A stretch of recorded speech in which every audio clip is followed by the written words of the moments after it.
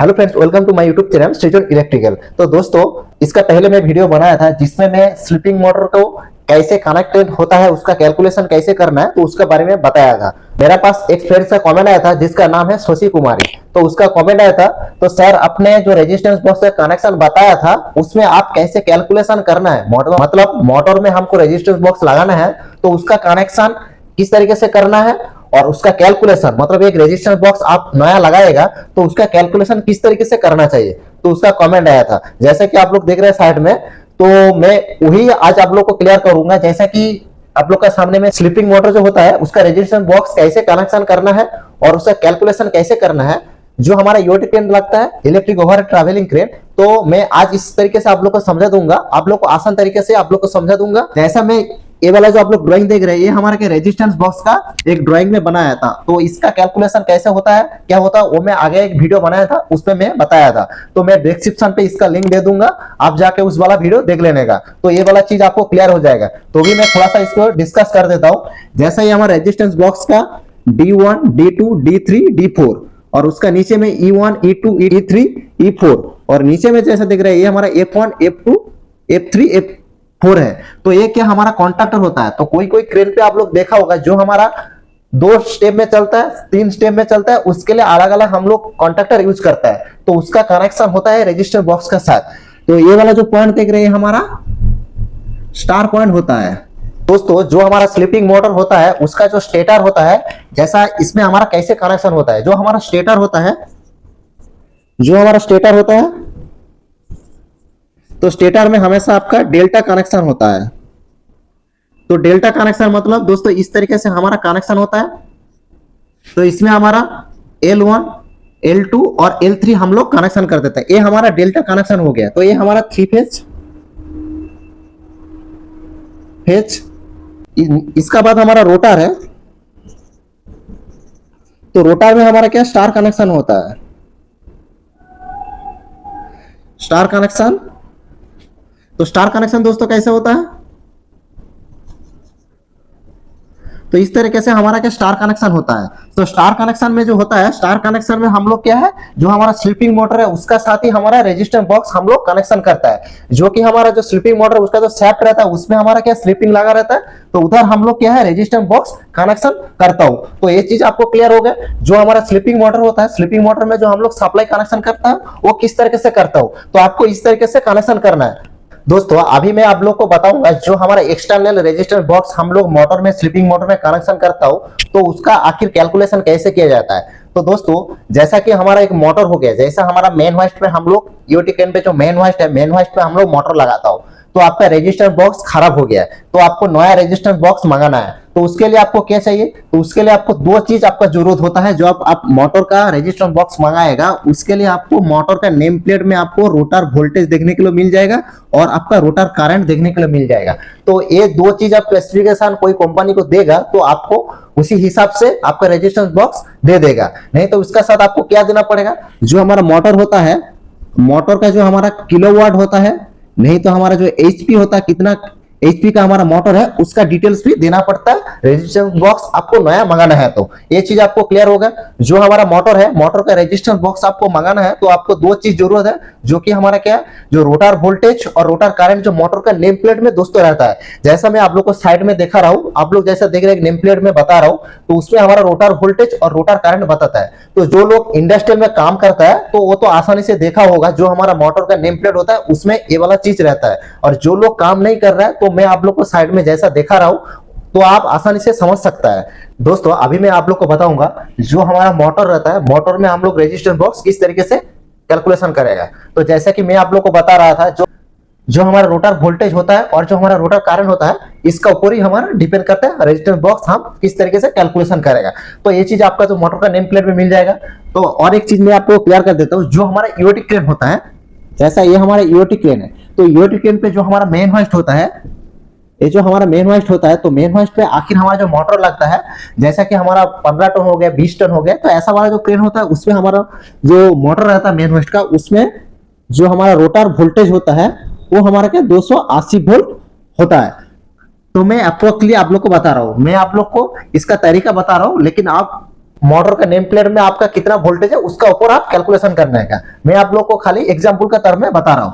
तो ये हमारा रोटर वोल्टेज का रोटर जो हमारा रोटर एम्पियर है ये हमारा कितना होता है 53.5 एम्पियर। ये हमारा क्या रोटर। अभी मैं आप लोग को बताता हूं ये जो √3 है दोस्तों, √3 जो होता है ये हमारा क्या 3 फेज जो हमारा सप्लाई होता है उसका वैल्यू आपको लिखना पड़ेगा।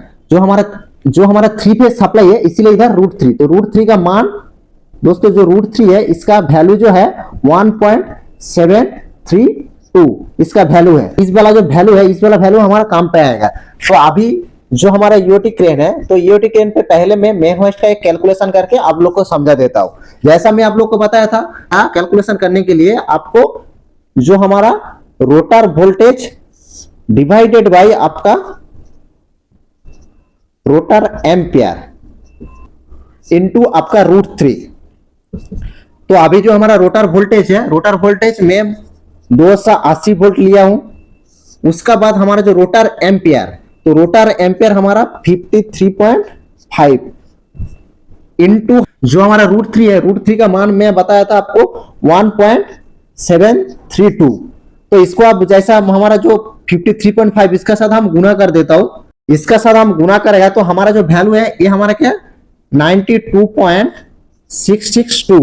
ये हमारा ये दोनों को हम गुना किया तो इस वाला वैल्यू आया। उसके बाद हमको क्या करना पड़ेगा जो हमारा 280 वोल्ट तो ये हमारा क्या रोटर वोल्टेज है। ये हमारा रोटर वोल्टेज हो गया और इस वाला जो देख रहे हैं ये हमारा रोटर एम्पियर। तो अभी हम ये मान को इधर पुट करेगा जैसा 92.662। तो इसको साथ 280 वोल्ट का साथ हम इस वाला एम्पियर मतलब रोटर जो एम्पियर है इसको हम डिवाइड करेगा। इसको डिवाइड करेगा तो हमारा वैल्यू कितना आएगा। जो भी ये वैल्यू आएगा वो हमारा क्या किलो ओम पे होगा। क्योंकि जो हमारा रेजिस्टेंस बॉक्स होता है आप लोग अक्सर देखा होगा कोई भी रेजिस्टेंस बॉक्स हम लोग मंगाते हैं तो उसमें हमारा एक किलोवाट लिखा रहता है नहीं तो हमारा किलो ओम लिखा रहता है। तो अभी जो हमारा वैल्यू निकलेगा तो 280 वोल्ट का साथ हम 92.662 एम्पियर जो हम डिवाइड करेगा तो हमारा जो वैल्यू निकलेगा वो हमारा क्या किलो ओम पे होगा। वो हमारा का मेन है जो रेजिस्टेंस बॉक्स हो गया उसका रेजिस्टेंस का वैल्यू हो गया। तो हमारा कितना आ रहा है जैसा मैं इसको डिवाइड करेगा तो हमारा 3.02 किलो ओम इसका हमारा वैल्यू आ रहा है। एक अंदर रेजिस्टेंस बॉक्स का हमारा वैल्यू है। तो आप लोग को शायद समझ में आया। जो हमारा मेन वॉइस्ट होता है ईओटी क्रेन होगा नहीं तो गैंटी क्रेन होगा कोई भी मोटर में आपको रेजिस्टेंस बॉक्स का कैलकुलेशन करना है तो इस फॉर्मूला को आपको फॉलो करके आपको रेजिस्टेंस बॉक्स का कैलकुलेशन निकालना है। तो उसका बाद मैं आप लोग को और एलटीसीटी का किस तरीके से है वो भी मैं आप लोग को थोड़ा एग्जांपल के तौर में समझा। उसका बाद हमारा जो एलटी हो गया नहीं तो जो हमारा सिटी हो गया तो इसमें ज्यादातर हमारा 115 वोल्ट रोटर वोल्टेज हम लोग मान लेता हूं। तो ये जो है इसका जो हमारा रोटर है रोटर का जो हमारा करंट है वो हमारा सेम लेता हूं मैं 53.5 एम्पियर में। एलटी और सिटी में हमारा इस तरीके से हमारा रोटर वोल्टेज होता है जो कि हमारा जो हमारा 5 टन होता है नहीं तो 10 टन 20 टन ऐसा वाला जो हमारा क्रेन होता है उसमें हमारा इस तरीके से हमारा रोटर वोल्टेज मिल जाता है। तो मैं एग्जांपल का करके आप लोग को तरीका बता रहा हूं। जैसा मैं आप लोग को इधर एग्जांपल का तरह में जो हमारा रोटर वोल्टेज डिवाइडेड हमारा क्या रोटर एम्पियर इनटू हमारा √3। तो ये मैं आप लोग को क्लियर कर दे रहा हूं। जो हमारा √3 का वैल्यू हमारा सेम रहेगा क्योंकि इसमें भी हमारा 3 फेज सप्लाई हम लोग पुट कर रहे हैं। तो हमारा रोटर वोल्टेज में आप लोगों को कितना आता है 115 वोल्ट। तो मैं इधर 115 वोल्ट लिख लेता हूं। तो 115 वोल्ट डिवाइड बाय हमारा रोटर करंट कितना है वो हमारा 53.5 एम्पियर। तो 53.5 एम्पियर इनटू हमारा √3 का मान कौन कितना है 1.732। तो हम इस दोनों को पहले गुना कर लेता हूं। तो 53.5 इंटू हमारा 1.732 इसको जैसा हम गुना करें ये दोनों को हम गुना करेगा तो हमारा वैल्यू जो है 92.62 एम्पियर हमारा वैल्यू आ रहा है। इसको हम इधर ही पुट करेगा जैसा हमारा 115 वोल्ट डिवाइडेड बाय ये हमारा क्या रोटर वोल्टेज। उसका बाद इस वाला वैल्यू जो हमारा दोनों को मैं गुना किया तो हमारा 92.662 एम्पियर हमारा निकला। तो इसको हम जैसा डिवाइड करेगा इसमें भी हमारा सेम है दोस्तों। जो वैल्यू आएगा वो हमारा किलो ओम पे वैल्यू आएगा। तो इसमें हमारा कितना वैल्यू आएगा 1.25 किलो ओम।